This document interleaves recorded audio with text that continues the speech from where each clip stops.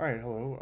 Today we are looking at grant ideas for this video discussion and researching various areas in which you can possibly get funding for original research. And I have to be honest, this was kind of the first time I'd ever done something like this. So it was a good experience for me. And I was interested to see what I could find. And given my focus is in Japan, I was curious also about what various um, organizations or foundations or grants would be available to me with that specific interest. I want to talk a little bit about the topic itself. I've narrowed it down particularly to focusing on the Russo-Japanese War. There are other topics that I'm interested in during this time period, um, roughly the late 19th and early 20th century, but I've talked about the Russo-Japanese War in my last few videos, and so I figured this would be the one to go. And there is a gap in scholarship in this area because it's not a war that's really talked about that much within even the context of Japanese history. And as far as I'm aware, there's very few English language histories of the actual conflict. And so I think doing research in that area would help. One of the only English language researches that I think of in this area was Richard Connaughton's book, Rising Sun and Tumbling Bear, Russia's War with Japan. And Connaughton wrote primarily a narrative history of the war, focusing more on just the movement of troops and the movement of the war itself, but not really focusing on the wider range of why the war mattered to this area of the world.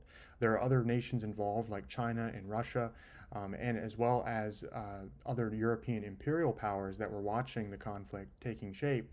And Connaughton doesn't really comment on those that much. He's really more focused primarily on the movement of the war. And so having more of a broader understanding of it, I think would help strengthen studies in this area.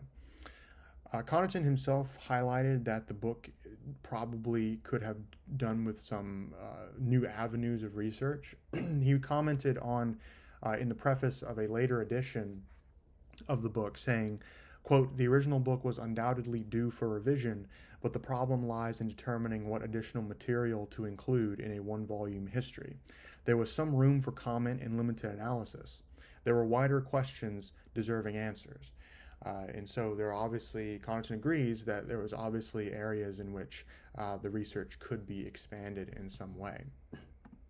Two foundations that I think could help in this area are the Japan Foundation and the National Bureau of Asian Research. These are two separate foundations that I found, and I couldn't decide which one I liked more, so I just chose to talk about both of them. The Japan Foundation is based in New York, and their purpose is to operate a program in partnership with other organizations in and outside Japan, with a focus on three major fields: art and cultural exchange, Japanese language education, and Japanese studies and intellectual exchange. And their research program allows for a multitude of topics as long as they deal with the humanities in some way.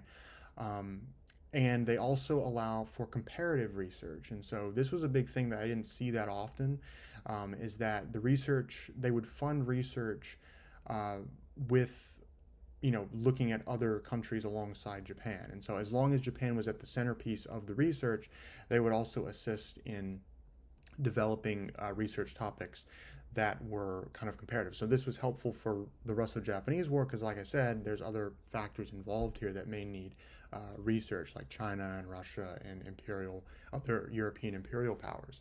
So that was interesting. And then the other one, the National Bureau of Asian Research, this is based in Seattle, and they actually have a research program that invites students out to Seattle, partners them with experts in the field, and helps them develop their own original research. And so this allows students to get a hands-on kind of approach. They get to be guided by these other individuals, and they get to, at the end of the seminar, present their research to the program. And they focus primarily on Japan and foreign policy. So again, that's kind of in the realm of my area of study.